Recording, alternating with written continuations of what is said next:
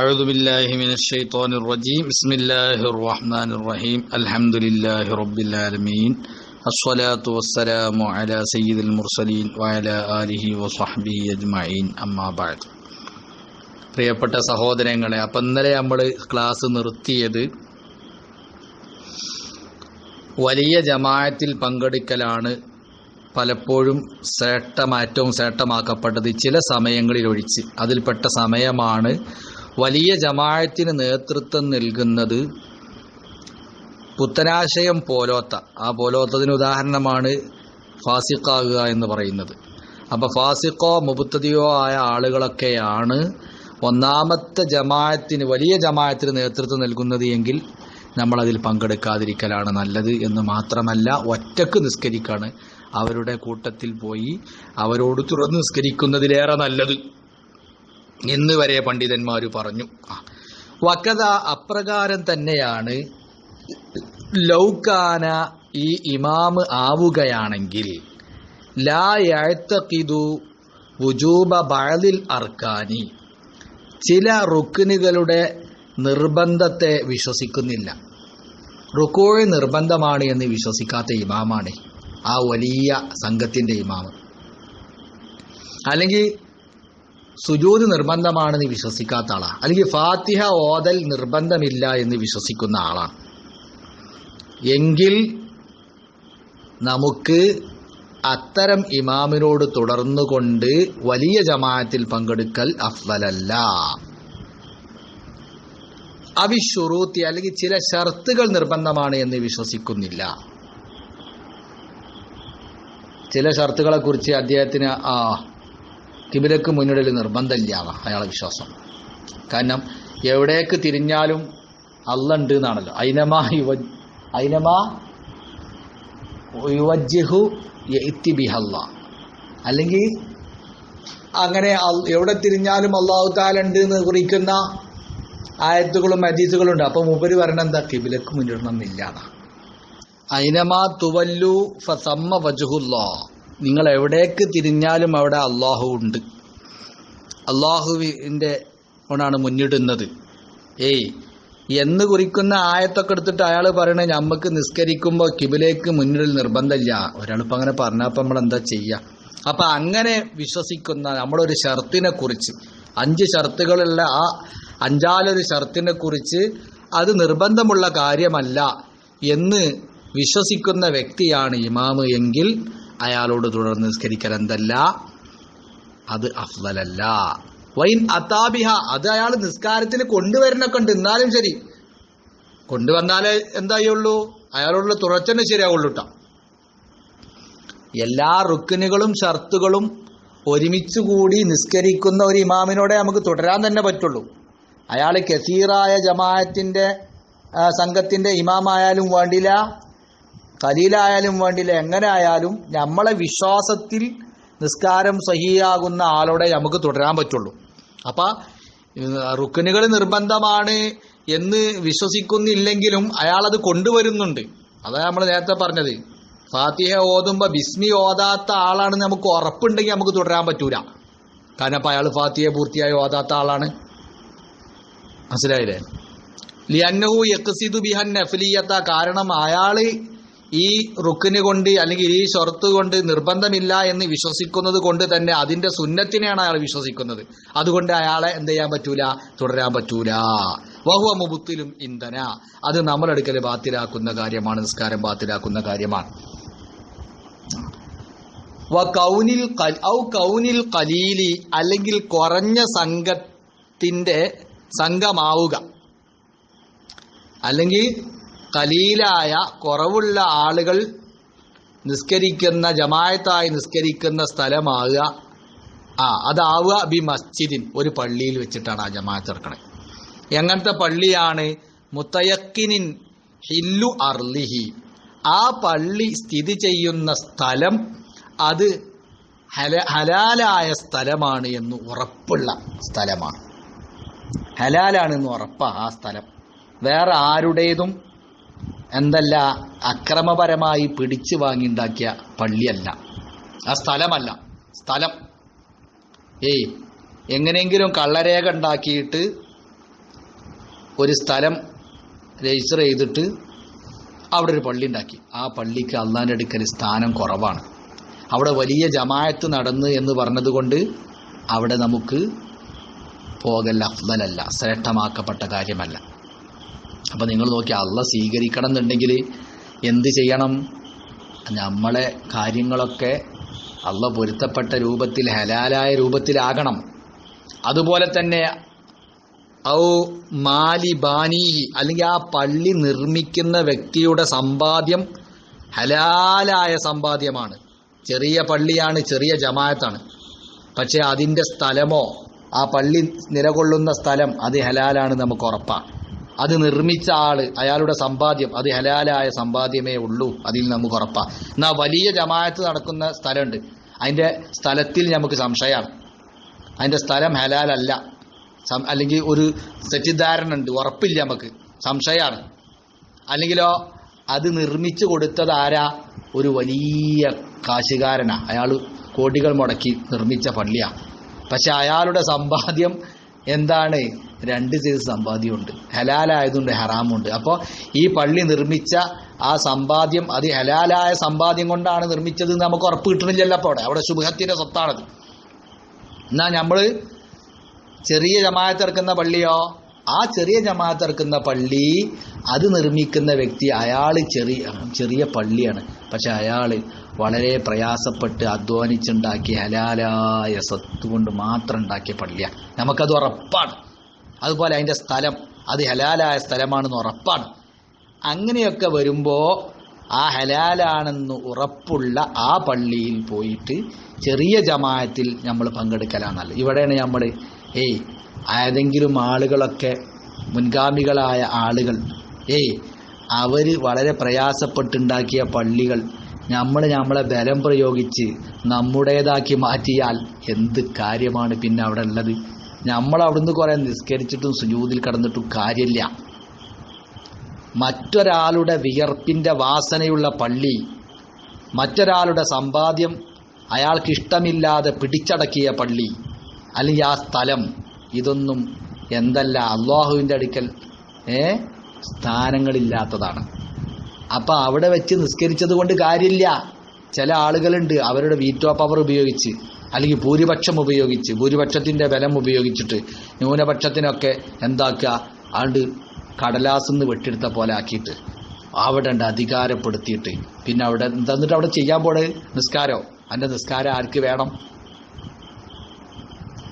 എടോ, അള്ളാഹു പൊരുത്തപ്പെട്ട, അള്ളാഹ് ഇഷ്ടപ്പെട്ട ആളുകളെ അവരെ ഇടിച്ചു താഴ്ത്തിയിട്ട് അവരുടെ സമ്പാദ്യം പിടിച്ചടക്കിയിട്ട് ഇജ്ജ് അവിടെ നിന്നിട്ട് എന്ത് ചെയ്തിട്ട് എന്താ കാര്യമുള്ളത്? അപ്പം ഇത് നോക്കി, ഈ ഘട്ടം ഇത് വളരെയധികം ശ്രദ്ധിക്കപ്പെടേണ്ട, ഇന്നത്തെ കാലഘട്ടം വളരെയധികം ശ്രദ്ധിക്കപ്പെടേണ്ട ഒരു കാര്യമാണിത്. ഇപ്പം കണ്ടോ, വലിയ ജമാഅത്ത് അഫ്ളലാണ്, അവിടെ ഒരുപാട് സംഘം നിസ്കരിക്കുന്നുണ്ട് മോമിനീങ്ങൾ, പക്ഷെ അവിടെ പോയി നിസ്കരിക്കൽ ഏറ്റവും കൂലിയുള്ള കാര്യം അല്ല. എങ്ങനെയാണെങ്കിൽ ആ സ്ഥലത്തെക്കുറിച്ച് നമുക്ക് സംശയമുണ്ട്, ഉറപ്പില്ല, നമുക്കത് ഹലാലാണെന്ന് ഉറപ്പില്ല. പറഞ്ഞു കേൾക്കുന്നുണ്ട്, പണ്ട് ഏതോ ഒരു സാധുവിൻ്റെ സ്ഥലം പിടിച്ചടക്കിയിട്ടാണ് അവിടെ പള്ളി ഉണ്ടാക്കിയത്, എന്നാൽ നമുക്കവിടെ പോയി നിസ്കരിക്കാൻ അത് അവിടെ എത്ര വലിയ കാര്യം നടന്നിട്ടും കാര്യമില്ല. അല്ലെങ്കിൽ പറയപ്പെടുന്നു എന്ത്, അതുണ്ടാക്കിയ ആൾ ഇന്നാലിന്ന വ്യക്തിയാണ്, ആ വ്യക്തിയെക്കുറിച്ച് നമുക്ക് ശരിക്കറിയാം, അയാൾ പലിശക്ക് പണം കൊടുത്തിട്ട് തടിച്ച് വീർത്ത ആളാണ്. എന്നാൽ അയാൾ പള്ളി ഉണ്ടാക്കിയിട്ട് എന്താ കാര്യമുള്ളത്? അല്ലെങ്കിൽ അറബീനെ പറ്റിച്ചുണ്ടാക്കിയ പൈസയാണ്, അതുകൊണ്ട് എന്ത് കാര്യമുള്ളത്? അപ്പം അത്തരം പള്ളികൾ അത് എന്തല്ല, അവിടെ ചെയ്യപ്പെടുന്ന നിസ്കാരങ്ങൾ സ്വീകരിക്കപ്പെടാൻ സാധ്യത കുറവാണ്. അതുകൊണ്ടാണ് അങ്ങോട്ട് പോകണ്ടെന്ന് ഫിഖ് പറയാൻ കാരണം.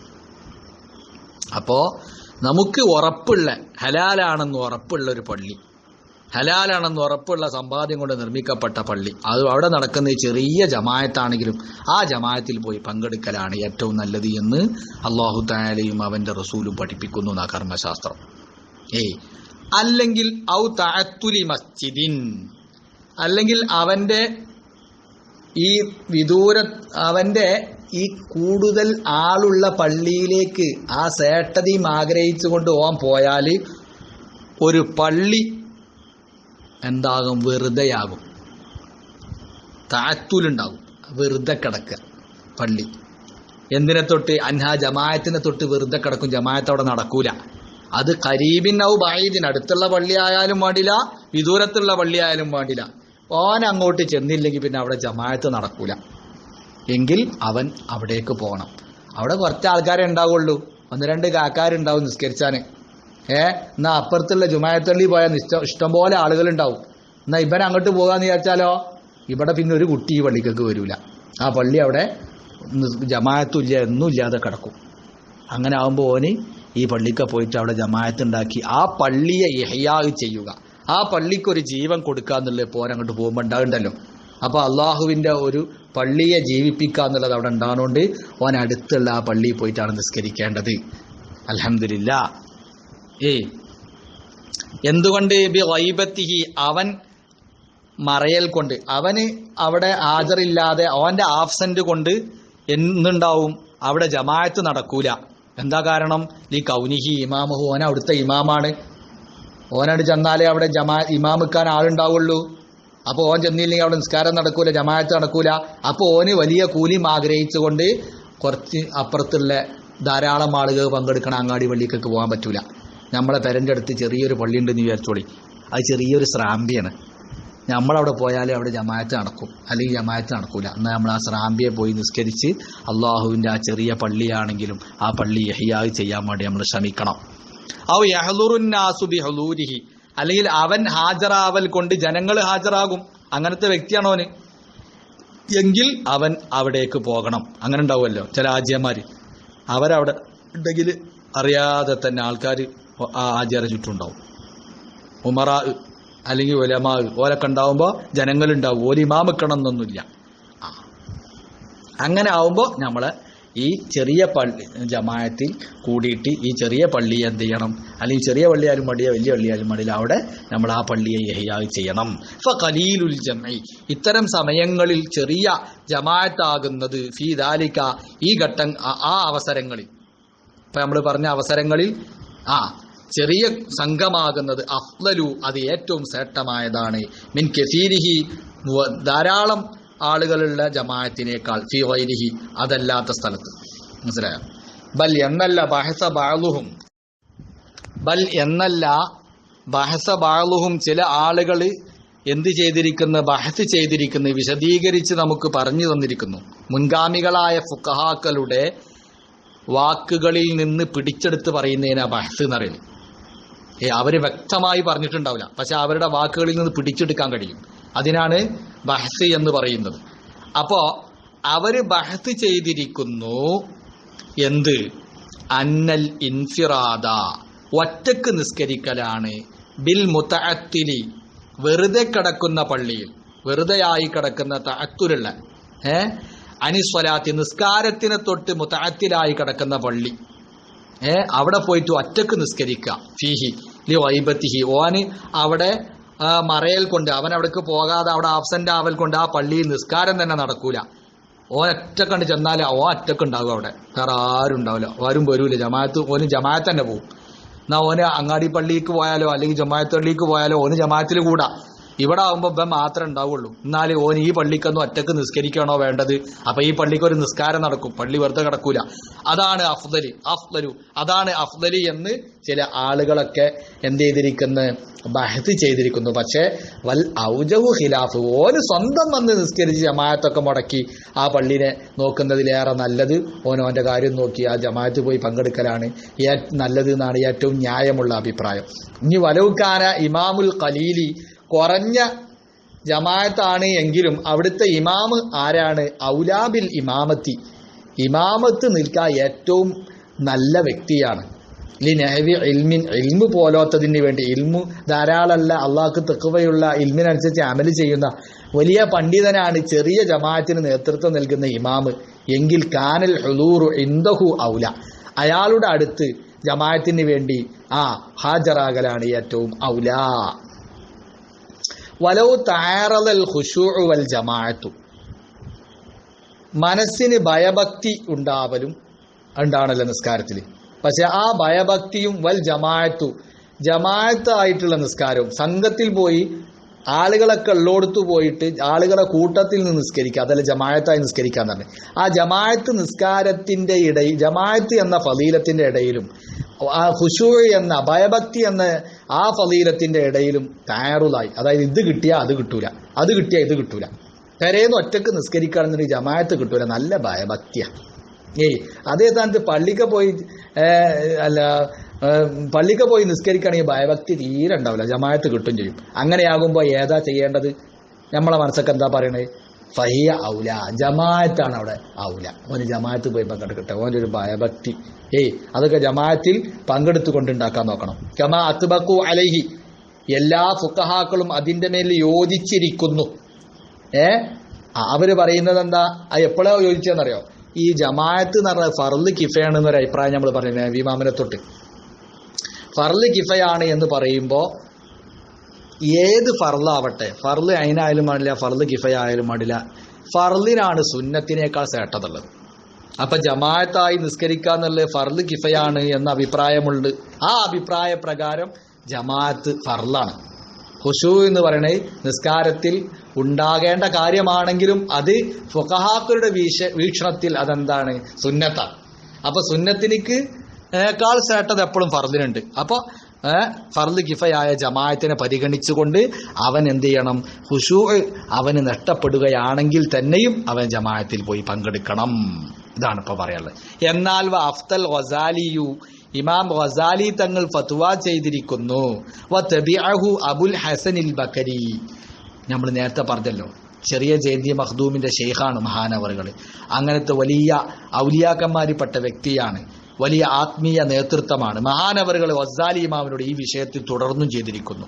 ഫി ശറഹിഹി, മഹാനവറുകൾക്കുള്ള വിശദീകരണത്തിൽ, അൽ കബീർ വലിയ വിശദീകരണം, ശറഹുൽ കബീറിൽ, അലൽ മിൻഹാജ്, ഇമാം നവവി തങ്ങളുടെ മിൻഹാജിനിക്ക് മഹാനവറുകൾ ഒരു വലിയ ശറഹ് എഴുതിയിട്ടുണ്ട്.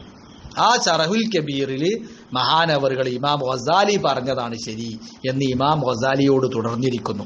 എന്താണ് പറഞ്ഞത്? ബി ഔലവിയത്തിൽ ഇൻഫിറാദി, ഒറ്റക്ക് നിസ്കരിക്കലാണ് ഏറ്റവും നല്ലത്, അതാണ് ഔല എന്നതുകൊണ്ടാണ് ഗസാലി ഇമാം ഫത്വ കൊടുത്തത്. ആർക്ക്? ലിമൻ, ഒരുത്തനിക്ക്, ലാ യഖ്ശഉ, അവന് ഭയഭക്തി ഉണ്ടാവൂല, മഅൽ ജമാഅത്തി, സംഘത്തോടുകൂടെ നിസ്കരിക്കുമ്പോൾ, ഫി അക്സരി സ്വലാത്തി, ഓൻ നിസ്കാരത്തിന്റെ ബഹുഭൂരിപക്ഷം ഭാഗങ്ങളിലും. ചില സമയത്തൊക്കെ ഒരു ഭയഭക്തി ഉണ്ടായാലും നിസ്കാരത്തിന്റെ ഒരു 60-70% സമയത്ത് ഓനെന്തുണ്ടാവില്ല, ഭയഭക്തി ഉണ്ടാവില്ല. അധികരിച്ച സമയങ്ങളിൽ നിസ്കാരത്തിൽ ഒരു ഭയഭക്തി നഷ്ടപ്പെടും. ജമാഅത്തായി നിസ്കരിക്കുമ്പോൾ അങ്ങനത്തെ ആള് ഫുൾ ടൈമിലും ഭയഭക്തി കിട്ടലോടുകൂടെ പെരേന്ന് നിസ്കരിക്കണം നല്ലത് എന്ന ഗസാലി ഇമാമിന്റെ പക്ഷം. ആ പക്ഷത്ത് നിന്നുകൊണ്ട് അബുൽ ഹസനിൽ ബക്കരി തങ്ങളും എന്ത് ചെയ്തിരിക്കുന്നു? സംസാരിച്ചിരിക്കുന്നു. എന്നാൽ ഖാല ശൈഖുന ഇബ്നു അജൽ ഹൈതമി തങ്ങൾ പറഞ്ഞു, വഹുവ കദാലിക, ഗസാലി ഇമാം ഒറ്റക്ക് നിസ്കരിക്കലാണ് നല്ലത് എന്ന് പറഞ്ഞ ആ ഫത്വ അത് അപ്രകാരം തന്നെ ശരിയാണ്. എപ്പോൾ? ഇൻ ഫാത്ത ഫീ ജമീഇഹ, നിസ്കാരം മുഴുവനും ഒരു ഭക്തിയില്ലാതെ ഒരു കാട്ടിക്കൂട്ടലായി മാറും ജമാഅത്തിന് പോയാൽ. എന്നാൽ പെരേന്ന് ഒറ്റക്ക് നിസ്കരിക്കുകയാണെങ്കിൽ ഒരു നല്ല ഭയഭക്തി കിട്ടും. എങ്കിൽ അതാണ് ഗസാലി ഇമാം പറഞ്ഞതാണ് അക്സർ എന്നല്ല, അക്സറു സ്വലാത്ത് എന്ന് മാറ്റിയിട്ട് ജമീഉ സ്വലാത്ത് എന്ന്, അതാണ് ശരിയെന്ന ഇബ്നു അജൽ ഹൈതമി പറയുന്നത് കേട്ടോ. ഇഫ്താഹു ഇബ്നു അബ്ദിസ്സലാം, ഇബ്നു അബ്ദിസ്സലാം സുൽത്താനുൽ ഉലമ എന്ന് ആദ്യം പേരിട്ടിയ ആളാ മൂപ്പര്, സുൽത്താനുൽ ഉലമ ഇബ്നു അബ്ദിസ്സലാം.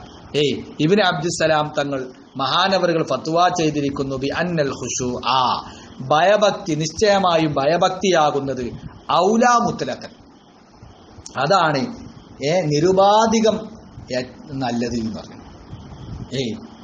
അധിക സമയത്തുണ്ടായാലും പാടില്ല, കുറച്ച് സമയത്തായാലും പാടില്ല, ഭയഭക്തിയെയാണ് എപ്പോഴും മുന്തിക്കേണ്ടത്. അതാണ് നിരുപാധികം എന്ത് ചെയ്യേണ്ടത്, നമ്മൾ പരിഗണിക്കേണ്ടത് ജമാഅത്തിനേക്കാൾ എന്ന് മഹാനവറുകൾ ഫത്വ ചെയ്തിരിക്കുന്നു. ഇന്നമാ ഏത്തി അല എന്ന് പറഞ്ഞ ആ ഇഫ്താ ഉണ്ടല്ലോ, ഇബ്നു അബ്ദുസ്സലാം തങ്ങൾ ചെയ്ത ഫത്വ, ഇന്നമാ ഏത്തി അല കൗലി ഇന്നൽ ജമാഅത്ത സുന്നത്തുൻ, മൂപ്പര് പറഞ്ഞ ആ കൗല് ഏത് അടിസ്ഥാനത്തിലാണ് ഖുശൂഇനെ നിരുപാധികം മുന്തിക്കല്? അത് ജമാഅത്ത് നിസ്കാരവും സുന്നത്താണ്, ജമാഅത്തായി നിസ്കരിക്കൽ സുന്നത്താണെന്നുള്ള നമ്മൾ ഫത്വയിൽ മുഴുവൻ ബലപ്പെടുത്തില്ല, സുന്നത്തുൻ മുഅക്കദ, ആ സുന്നത്താണ് എന്ന അഭിപ്രായത്തിന്റെ മേലിലെ ഖുശൂഉം ജമാഅത്തും തമ്മിൽ എതിരാവുന്ന സമയത്ത് ഈ നിരുപാധികം ഖുശൂഇനെ മുന്തിക്കണം എന്ന് പറഞ്ഞത് ഈ അഭിപ്രായ പ്രകാരമാണ് വരിക. മനസ്സിലായോ? അല്ലെങ്കിൽ ഫർള് കിഫയാണ് എന്ന് പറയും ചെയ്യുക, എന്നിട്ട് ഖുശൂഇനെ മുന്തിക്കണം എന്ന് ആരും പറയില്ല. കാരണം സുന്നത്തിനേക്കാൾ വലിയ ഫർദിനേക്കാൾ വലിയൊരു സുന്നത്തുണ്ടാവില്ല. ഇനി പറയാനുള്ളത് വലൗ തആറള ഫളീലത്തു സമാഇൽ ഖുർആൻ, ഖുർആൻ കേൾക്കുക എന്ന ശ്രേഷ്ഠതയും മിനൽ ഇമാമി, ഇമാമിൽ നിന്ന് നേരിട്ട് ഖുർആൻ കേൾക്കുക എന്നുള്ള ശ്രേഷ്ഠത, മാ ഖില്ലത്തിൽ ജമാഅത്തി, ജമാഅത്ത് കുറവാകലോടുകൂടെ. ചെറിയ ജമാഅത്തിൽ പോയി പങ്കെടുക്കുകയാണെങ്കിൽ ഇമാമിൽ നിന്നുള്ള ഓത്ത് നമുക്ക് നേരിട്ട് കേൾക്കാൻ കഴിയും, ആ ശ്രേഷ്ഠത നമുക്ക് കിട്ടും. വ അദമു സമാഇഹി, എന്നാ കേൾക്കാതിരിക്കുക എന്നുള്ളതാണ് ഉണ്ടാകുക. മാ കസറത്തി, ആ ജമാഅത്ത് അധികരിക്കലോടുകൂടെ. വലിയ ജമാഅത്ത്, അധികരിച്ച ജമാഅത്തിനോട് കൂടെ ഇമാമിന്റെ ഓത്ത് കേട്ടുകൊണ്ട് നിൽക്കുക എന്നുള്ളത്, ഭയഭക്തിയോടുകൂടെ നിൽക്കുക എന്നുള്ളത് വളരെ വലിയ സുന്നത്താണല്ലോ. അത് കിട്ടൂല വലിയ ജമാഅത്തിൽ പോയി പങ്കെടുത്താൽ. ചെറിയ ജമാഅത്തിൽ പോയി പങ്കെടുത്താൽ ഇമാമിന്റെ ഖിറാഅത്ത് നേരിട്ട് കേൾക്കാൻ പറ്റും. അങ്ങനെയാകുമ്പോൾ ഏതാ വേണ്ടത്? കാനൽ അവ്വലു അഫ്ളല, ചെറിയ ജമാഅത്തിൽ പോയി പങ്കെടുത്ത് ഇമാമിന്റെ ഖിറാഅത്തൊക്കെ കേട്ട് റാഹത്തായി നിസ്കരിക്കലാണ് ഏറ്റവും ശ്രേഷ്ഠമാക്കപ്പെട്ടത്. വയജൂസു, അനുവദനീയമാകും, ലി മുൻഫരിദിൻ, ഒറ്റക്ക് നിസ്കരിക്കുന്ന വ്യക്തിക്ക് അനുവദനീയമാകും, അൻ യൻവിയൽ ഇഖ്തിദാഅ, തുടർച്ചയെ കരുതൽ, ബി ഇമാമിൻ, ഒരു ഇമാമിനോട്, അസ്നാ അസ്വലാത്തിഹി, ഓന്റെ നിസ്കാരത്തിന്റെ ഇടയിൽ വെച്ച് ഒറ്റക്ക് നിസ്കരിക്കുന്ന ആൾക്ക് ഒരു ജമാഅത്തിൽ പങ്കെടുക്കാൻ അവസരം കിട്ടിയാൽ ഓൻ ഇമാമിനോട് കൂടെ എന്നാണ് കരുതി തുടരാൻ പറ്റും. വൈൻ ഇഖ്തലഫത്ത് റക്അത്തുഹുമ, ഓന് കിട്ടിയ ഇമാമിന്റെയും അവന്റെയും റക്അത്തുകൾക്കിടയിൽ വ്യത്യാസമുണ്ട്. ഓരോ റക്അത്തുകൾ വ്യത്യാസമുണ്ട്. ഇമാമിന് ഇത് ഒന്നാമത്തെ റക്അത്താണ്, എന്നാലോ മഅ്മൂമിന് മൂന്നാമത്തെ റക്അത്താണ്. ളുഹ്റാന്ന് ചിന്തിച്ചോളി നിങ്ങള്. അപ്പൊ മൂന്നാമത്തെ റക്അത്തിൽ ഒന്നാമത്തെ റക്അത്ത് ളുഹർ നിസ്കരിക്കുന്ന ഇമാമിനോട് തുടർന്നാൽ അതും പറ്റും, അതിന് കുഴപ്പമൊന്നുമില്ല, തുടരാം. ലാക്കിൻ യുക്റഹു, പക്ഷേ യുക്റഹു ദാലിക, അത് കറാഹത്താണ്. ഇടയ്ക്ക് വെച്ച് ഇമാമ് എന്ത് ചെയ്യുക, ഈ ഇമാമത്തിനെ ജമാഅത്തിനെ കരുതാന്നുള്ളത് കറാഹത്താണ്. അതാണ് പ്രശ്നം. അപ്പൊ അങ്ങനെ ഇടയ്ക്ക് വെച്ചിട്ട് എന്ത് ചെയ്യാൻ പറ്റൂല, ജമാഅത്തിനെ കരുതൽ കറാഹത്താണ്. ഇന്നാളൊരാൾ ചോദിച്ചു കഴിഞ്ഞാലല്ലേ ഈ ചോദ്യം.